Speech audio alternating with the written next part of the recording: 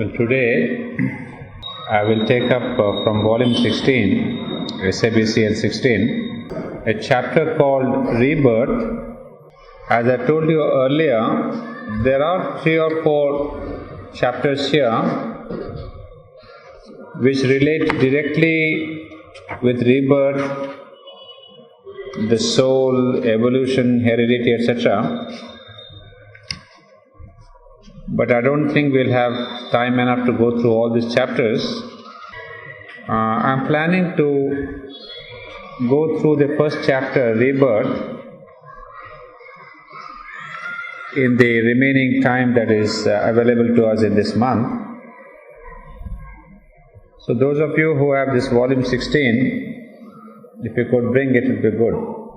I start reading from the chapter, Rebirth. The theory of rebirth is almost as ancient as thought itself, and its origin is unknown. We may, according to our prepossessions, accept it as the fruit of ancient psychological experience, always renewable and verifiable, and therefore true, or dismiss it as a philosophical dogma and ingenious speculation. But in either case, the doctrine, even as it is in all appearance well nigh as old as human thought itself, is likely also to endure as long as human beings continue to think. You can see a fine opening telling us about this theory of rebirth, that it is as ancient as human thought, and it will endure as long as human beings continue to think. So it only points to that it is one of the eternal truths of our existence, and no philosophy or psychology or science can deny it, whatever may be the problems in proving it. In former times, the doctrine used to pass in Europe under the grotesque name of transmigration, which brought with it to the Western mind the humorous image of the soul of Pythagoras migrating, a haphazard bird of passage, from the human form divine into the body of a guinea pig or an ass. The philosophical appreciation of the theory expressed itself in the admirable but rather unmanageable Greek word metempsychosis, which means the insouling of a new body by the same psychic individual. Now this question of he's going to the word itself, the origin of this word rebirth. You see, first it was thought the word transmigration would be alright, but that was a bit too gross in the sense that it is as if the soul is passing from one body into another immediately after it leaves one body. So Sri Aurobindo is telling us that is not suitable. And then the Greek word metempsychosis, as it says himself that it is a bit of a difficult word, unmanageable, he says. But the word by itself catches the true meaning. You see, which means insouling of a new body by the same psychic individual. So this is in essence the truth of rebirth, that the same psychic being gets into different bodies. So basically the word is good, it catches the essence of the meaning, but it's too unmanageable a word in English. So he would say the other option was reincarnation. Reincarnation is the now popular term, but the idea in the word leans to the gross or external view of the fact and begs many questions. You can imagine the word reincarnation immediately gives us an idea that maybe the same person who has reincarnated. So reincarnation has this problem of Mr. X has become Mr. Y, but the same Mr. X with a new body. That means the outer personality.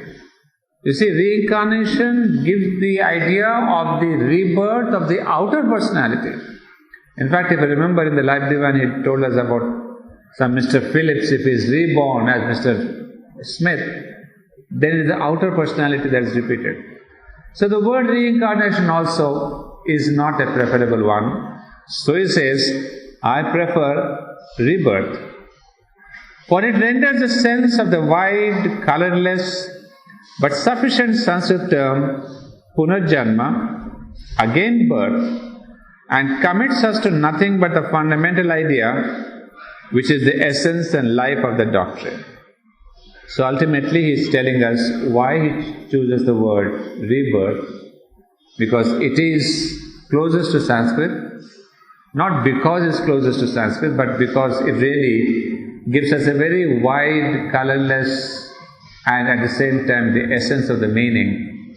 It is punarjanma or rebirth is again birth. Whose birth? The psychic being. So it is the birth again of the psychic being. So this is the clarification regarding the name rebirth. Now, rebirth is for the modern mind no more than a speculation and a theory. It has never been proved by the methods of modern science or to the satisfaction of the new critical mind formed by a scientific culture. Neither has it been disproved, for modern science knows nothing about a before life or an afterlife for the human soul, knows nothing indeed about a soul at all, nor can know. Its province stops with the flesh and brain and nerve, the embryo and its formation and development. Obviously, science cannot tell us anything about rebirth, because in fact, the limitation of science is between birth and rebirth. That means with a single body. So it doesn't know what was there in this body before or what would be there when this body is left after life. So it's a question of embryo, information, etc. of this very body. So it cannot help us in any way. Neither has modern criticism any apparatus by which the truth or untruth of rebirth can be established. In fact, modern criticism, with all its pretensions to searching investigation and scrupulous certainty, is no very efficient truth finder. So you see, the modern science, with all its claim that it is really an objective science, it will look into the whole thing and give us truth. He says no. In spite of all its investigation, it has got even searching, it's got so many tools now. You got it, psychotherapy, psychology, psychoanalysis, and there's endless things are coming up for finding about the truth. But Sri Aurobindo says, it is not a very efficient truth finder. Outside the sphere of the immediate physical, it's almost helpless. Wonderful thing. So the science is good, or at its best, if I can put it, only related to things that are physical. Beyond the physical, it is helpless. It is good at discovering data, but except where the data themselves bear on the surface their own conclusion, it has no means of being rightly sure of the generalization it announces from them so confidently in one generation and destroys in the next. But I think we have seen this many a time, how it announces some kind of a generalization. They say, this is the truth. We should have this kind of a food, and then in the next generation it changes all its philosophy and policies and says, this kind of a food is not right. Science itself has never been stable Obviously science will say because we are discovering every year, every generation, new truths. So it says it keeps changing. So it has no means of finding out with surety the truth or untruth of a doubtful historical assertion. After a century of dispute, it has not even been able to tell us yes or no whether Jesus Christ ever existed. How then shall it deal with such a matter as this of rebirth, which is stuff of psychology and must be settled rather by psychological than physical evidence? So this question of rebirth has nothing to do with modern science or modern criticism, because as you can see, it cannot be stable or really find out the inner truth. The nearest that can come to the truth of rebirth is a study of psychology, which can really tell us something, not sciences, any other science. The arguments which are usually put forward by supporters and opponents are often sufficiently futile and at their best certainly insufficient either to prove or to disprove anything in the world. One argument, for instance, often put forward triumphantly in disproof is this, that we have no memory of our past lives and therefore there were no past lives. But remember, we had the same argument in the Life Divine, because people would tell us normally, how do you know there's a rebirth, that you are reborn? Do you remember your past lives? And if you remember the argument that Sri Aurobindo had given in the Life Divine, he says, how much of your own childhood do you remember? Hardly anything. When you are 3 years old, 5 years old, what did you do? Do you remember that? So it doesn't mean you didn't have a childhood. So he said this is a fallacious argument to say because we don't remember our past lives, it never existed. And if you remember, the second argument he had given was, in fact, it is necessary for the development of this life that consciously the past memories are erased from your mind, and even the psychic being doesn't bring it forward, because it is redundant. In fact, sometimes it could be harmful to remember who I was in a past life, because it can obstruct psychologically the present flowering of your personality. So these are some of the arguments. Now you'll see what he gives us here. So I think one or two is going to repeat. One smiles to see such reasoning seriously used by those who imagine that they are something more than intellectual children. The argument proceeds on psychological grounds, and yet it ignores the very nature of our ordinary or physical memory, which is all that the normal man can employ. How much do we remember of our actual lives, which we are undoubtedly living at the present moment? The first argument is the same thing. How much do we remember of our own life now? Our memory is normally good, for what is near becomes vaguer or less comprehensive as its objects recede into the distance. Farther off seizes only some salient points, and finally, for the beginning of our lives falls into a mere blankness. Do we remember even the mere fact, the simple state of being an infant on the mother's breast?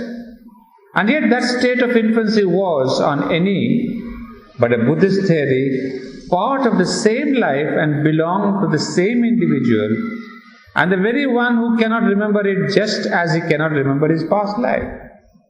In the same argument, that we don't remember our childhood, we don't remember what we did and what we talked, nothing. But you see something in between. He says, on any but a Buddhist theory. So what is the difference between Buddhist theory and this theory? Because in a normal theory of rebirth, we are the same person since the time we were born, but we don't remember necessarily. But a Buddhist would say, we are not the same person since we were born. Because as we say, the question of momentariness or what they call the Kshanikavada, that we are like a flux, our life is like a flux changing every second, every moment we change. So that's why it says, Buddhists would say, no, at the age of 5 what I was, I'm completely different now, I'm not the same person. So I can deny my past because I'm not the same person. Even what I was at 6 o'clock, I'm not now the same person. So for a Buddhist, this theory of memory doesn't last, because they don't have anything called a memory. So he would say at the most, there is a semblance. If people say, how do you know that? Because I do remember what I did last year at this time, month of June. So there is only a semblance of memory. You have put together some incidents and make it into a kind of a semblance of memory, but actually it's not right. That's what we call the word delusion. You think you are the same person, it's a delusion. So that is why Sri Aurobindo puts immediately says, except for the Buddhist theory, this holds true that we don't remember anything of our childhood. Yet we demand that this physical memory, this memory of the brute brain of man, which cannot remember our infancy and has lost so much of our later years, shall yet recall that which was before infancy, before birth, before itself was born? A very simple argument.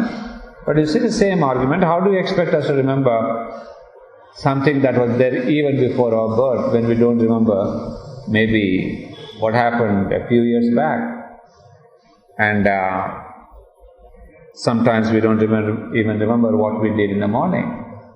So this kind of a lapse of memory is so evident in our lives. So how do you expect us to remember something that was formed before our birth?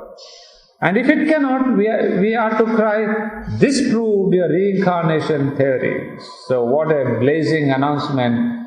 So there's nothing called reincarnation because you can't remember it. The sapient incipiency of our ordinary human reasoning could go no farther than in this sort of ratiocination. Obviously, if our past lives are to be remembered whether as fact and state or in their events and images, it can only be by a psychical memory, awakening which will overcome the limits of the physical and resuscitate impressions other than those stamped on the physical being by physical cerebration. Even this we were told in the Life Divine, that the only memory that we could have is a psychical memory. Actually, there is no other memory of past lives apart from the psychical memory. Well, there have been instances, as you know, of people remembering, the children who say, yes, I remember my past life, I was born in that family, they were my parents, etc. So is that a freak, is that a lie? Well, in the same Life Divine chapter it tells us no, it's not a lie necessarily. These are certain instances when there is a rebirth, not immediately but very shortly after the past birth. So those impressions in the subtle physical mind and the subtle vital, they remain. That means the soul did not really go back into its Ananda Loka or its world of rest. It took birth immediately. And in those instances, there's a possibility of the memory coming back. But that doesn't last long. You have seen all the children, once they have said that, after a while they forget. Because then the soul carries on with its new life and it almost consciously erases them. So here it says, the only memory is the psychic memory, awakening which will overcome the limits of the physical and resuscitate impressions. So if we can awaken the psychic memory, well, how will you awaken the psychic memory? By realizing the psychic. So if you want to have the memory of your past lives, the only and the best way is to realize the psychic being. So those who have realized their psychic being will, if needed, get glimpses of their past lives or even the details. But as perhaps mother would tell us, at that level you are not interested in your past at all. It may be you might have been a big king or a queen or this or that. Because the psychic being looks so much to the future divinity that it has no interest in trying to find out who I was and all that. Well, if necessary, it can tell you. If somebody says, "What were you?" then it can recollect and get back. But otherwise, it's not interested or curious, just as our minds, human minds, would be curious now. I doubt whether, even if you could have evidence of the physical memory of past lives, or of such a psychical awakening, the theory would be considered any better proof than before. We now hear of many such instances confidently alleged,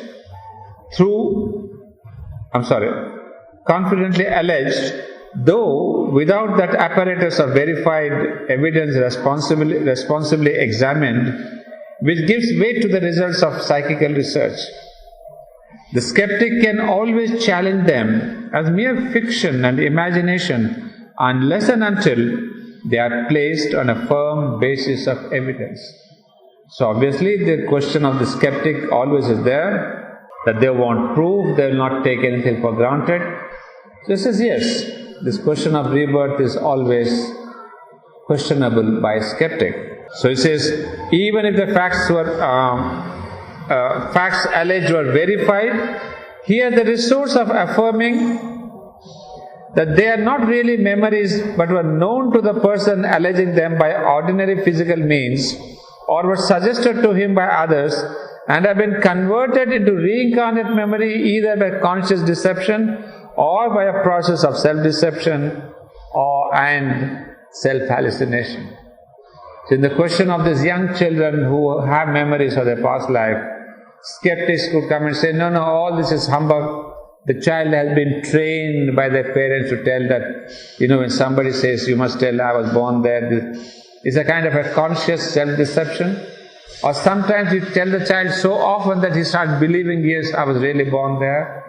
So the skeptic would say, even those instances of reincarnation could be humbug, could be something deceptive, and we should not believe them. And even supposing the evidences were too strong and unexceptionable to be got rid of by these familiar devices, they might yet not be accepted as proof of rebirth. The mind can discover 100 theoretical explanations for a single group of facts. Modern speculation and research have brought in this doubt to overhang all psychical theory and generalization. So Sri Aurobindo is concluding that unfortunately modern sciences, modern speculation can never ever accept, even when they are given concrete proof, they would always bring some other excuse, some other argument to say, this is not true. So he says, unfortunately, we cannot convince the modern speculation or the scientific mind. We know, for instance, that in the phenomena, say, of automatic writing or of communication from the dead, it is disputed whether the phenomena proceed from outside, from disembodied minds, or from within, from the subliminal consciousness, or whether the communication is actual and immediate from the released personality, or is the uprising to the surface of a telepathic impression which came from the mind of the then living man, but has remained submerged in our subliminal mentality. Well, he gives us another example.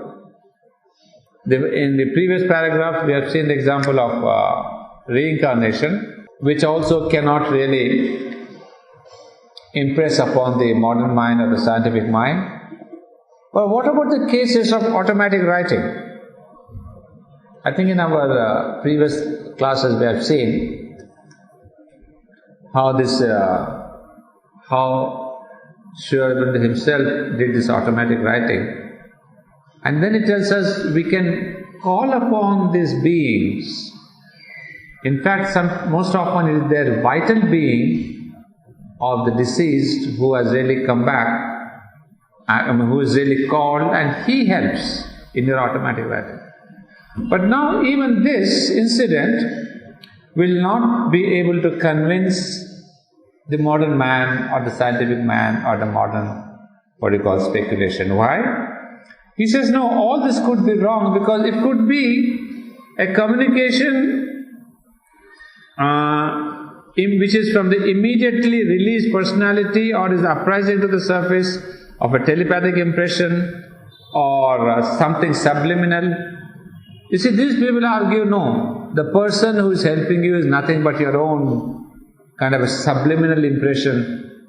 You have created this person out of your own desire, your own imagination, and it is that person who is apparently helping you. There could be other arguments telling us that it is our telepathic impression which came from the mind of the then living man. They can have 100 different excuses to really denounce this practice of automatic writing.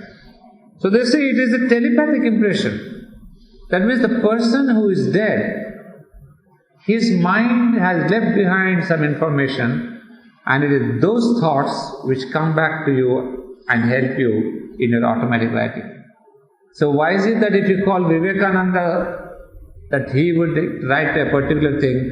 If you call, say, some XYZ who has never studied in the school, he will write completely different.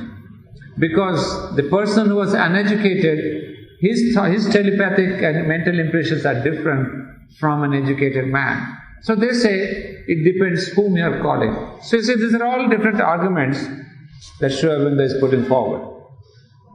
The same kind of doubts might be opposed to the evidences of reincarnate memory.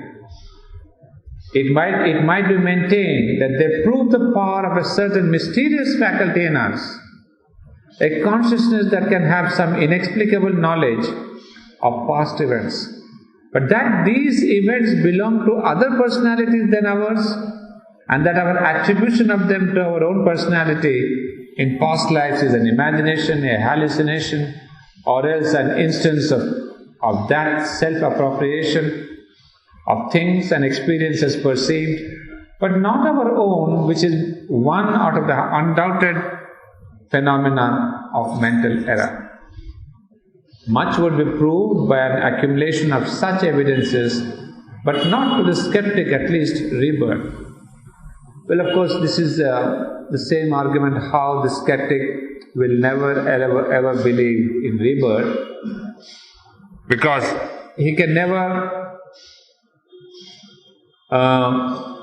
believe in this question of a mysterious faculty. I mean, as you said, anything beyond the physical is not acceptable to the scientist. So he cannot believe that there is a mysterious faculty in man, that there is something else in man which can take a rebirth, something else in man which has a different memory. All these things they cannot believe, because as it says, it might be maintained that they prove the power of a certain mysterious faculty in us, a consciousness that can have some inexplicable knowledge, but these events belong to other personalities than ours, and then attribute them to our own personality in past lives as an imagination, a hallucination, an instance of self-appropriation. So these are the same arguments. You may talk to them about the childhood reincarnation memory, you may talk to them about this automatic writing, but all the time they would say, all this is hallucination, imagination, self-appropriation. So ultimately what Sri Aurobindo wants to tell us is, on a rational scientific basis, it becomes almost impossible to convince anyone of the process and the problem of rebirth. So certainly if there was sufficiently ample, exact, profuse, intimate, they would create an atmosphere which would lead in the end to a general acceptance of the theory by the human race as a moral certitude, but proof is a different matter. Even if there are a large number of studies done in this case, it could create an atmosphere. People may in the long run say, all right, it could be considered. Some psychologists may take this into his consideration, but he says it's difficult to convince the rationalist. After all, most of the things that we accept as truths are really no more than moral certitudes. We have all the profoundest unshakable faith that the earth revolves on its own axis. But as has been pointed out by a great French mathematician, the fact has never been proved. It is only a theory which accounts well for certain observable facts, no more. Who knows whether it may not be replaced in this or another century by a better or a worse? You see, when it comes to the question of believing, leave alone the question of rebirth, you may need proof. He says, what is the proof that the earth is rotating on an axis? We have all taken it for granted that the earth rotates on its own axis. It is slightly tilted and it goes round. Okay, it is verifiable by certain observable facts, like the night and day. So these are some of the proofs they say, how we can find out the earth rotating, the exact number of hours that it takes for night and the day, etc.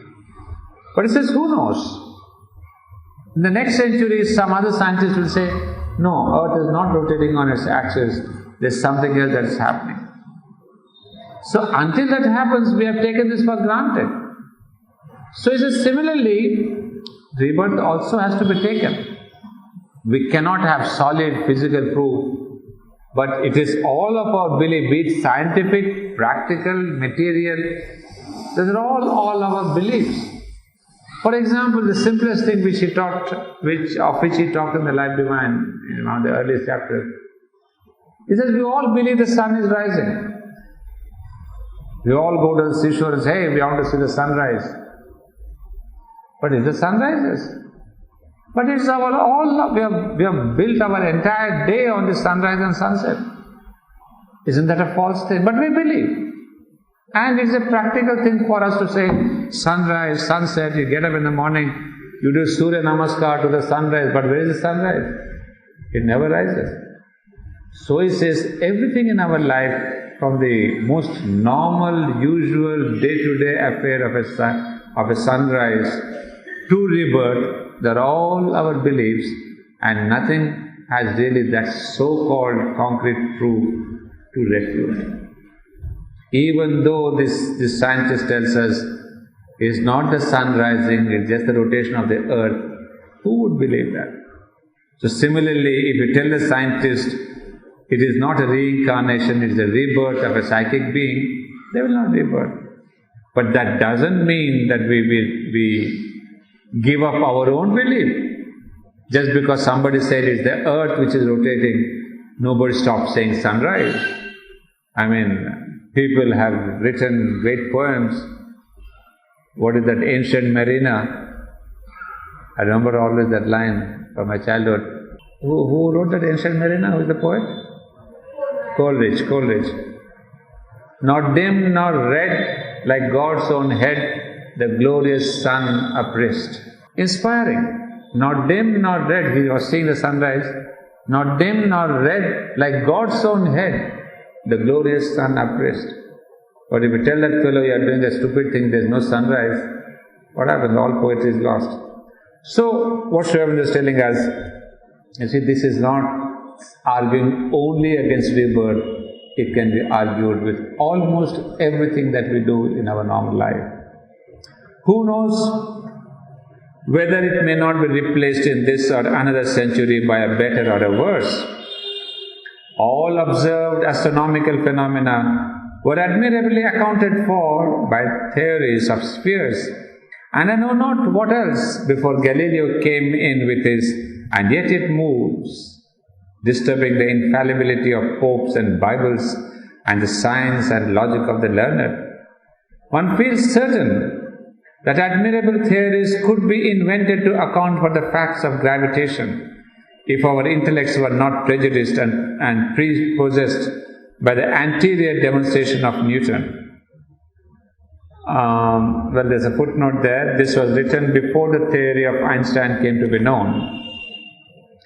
This is the ever-perplexing and inherent plague of our reason, for it starts by knowing nothing and has to deal with infinite possibilities, and the possible explanation of any given set of facts until we actually know what is behind them are endless. Well, of course, this is what we have just discussed about Galileo coming and telling us, the question of Earth is round and it moves and all that. When science discovered that the Earth is round, and the question of, and also the theory of the gravitation theory, etc.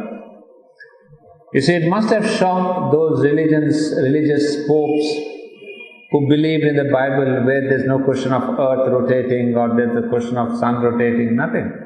It was God had created the Earth, and then Earth was supervised by the same God. But all this process of creation, that first there's only matter and then life came, etc. He says it must have shocked them because they cannot believe that there could be new chapters of knowledge added. So that's exactly what, all this Sri Aurobindo is arguing only to tell us how this question of rebirth is also so very difficult, because we can keep on arguing against it endlessly, but he says we can find the truth on a different level. So this is the ever-perplexing inherent plague of our reason. In the end, we really know only what we observe. And even that's subject to a haunting question. For instance, that green is green and white is white, although it appears that color is not color but something else that creates the appearances of color. You see, really he has given us such simple examples that we say something is green, something is red, something is blue. But is there anything called green and blue? Scientifically, there is nothing called green and blue. It is all a question of the vibrations. There is a kind of a difference in the vibrations and the colors are perceived. But I think there is nothing called a color that's fixedly green, because it's a matter of the vibrations which are hitting our eyes, and then our eyes respond, they get accustomed, and then they say this is green. For example, in our childhood, when we were shown a book and say, "Beta, this is green," so that this is green and the green color, that the vibration that the eye has caught, have been fixed in his mind, and the next time he has the same vibration, he says, "Oh, that is green." But otherwise, neutrally, there is nothing called color. White is white and red is red, nothing like that. Beyond observable fact, we must be content with reasonable logical satisfaction, dominating probability and moral certitude, at least until we have the sense to observe that there are faculties in us higher than the sense-dependent reason and awaiting development by which we can arrive at greater certainties. So it's a very simple, practical thing, that we must wait and find out that there are other faculties than your sense-dependent reason. Because he has given us enough examples that even your sense-dependent reason, talking about color goes wrong, or talking about sunrise goes wrong, or talking about the earth's rotation, it goes wrong. So how do we see all this? We have to come to understand that there are other faculties beyond the sense-dependent reason. So all truths cannot be brought down to the level of the sense-dependent reason and the intellect. It's only by going to the next level of faculties we can have higher knowledge. We cannot really assert as against the skeptic any such dominant probability or any such certitude on behalf of the theory of rebirth. The external evidence yet available is in the last degree rudimentary. Pythagoras was one of the greatest of sages, but his assertion that he fought at Troy under the name of Ananda Reddy and was slain by the youngest son of Atreus is an assertion only, and his identification of the Trojan shield will convince no one who is not already convinced. The modern evidence is not as yet any more convincing than the proof of Pythagoras. You see, Sri Aurobindo is giving us very simple common arguments to tell us, you see, Pythagoras, one of the greatest sages of the ancient times, if he says, I fought in the Trojan War, I was so and so, you see, most of the people may deny it. They say, no, what's the proof? So, or some people who believe that yes, he was a sage who has fought like that, they will continue to believe. So what it means is, those who tend to believe, if you tell them something, they will act with a belief that there is rebirth, etc. But those who tend not to believe, you cannot really convince them on the rational level. Well, elsewhere also he would say, reason ultimately cannot prove, cannot convince anybody. If somebody stubbornly says, no, I'm sorry, I don't believe, then no amount of arguments can make him believe.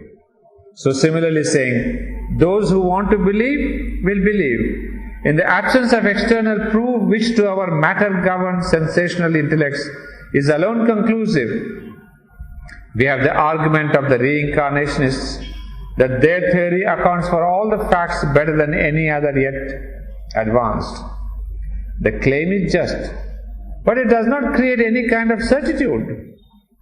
So this is the same argument, that because we, what beautifully Sri Aurobindo calls it, matter-governed sensational intellects, the scientific mind or the rational mind is matter-governed sensational intellect. That means these minds which want only sensational material proof, it says you cannot really give them anything that is convincing. So it cannot be convincing. The theory of rebirth coupled with that of karma gives us a simple, symmetrical, beautiful explanation of things. But so too the theory of spheres gave us once a simple, symmetrical, beautiful explanation of the heavenly movements.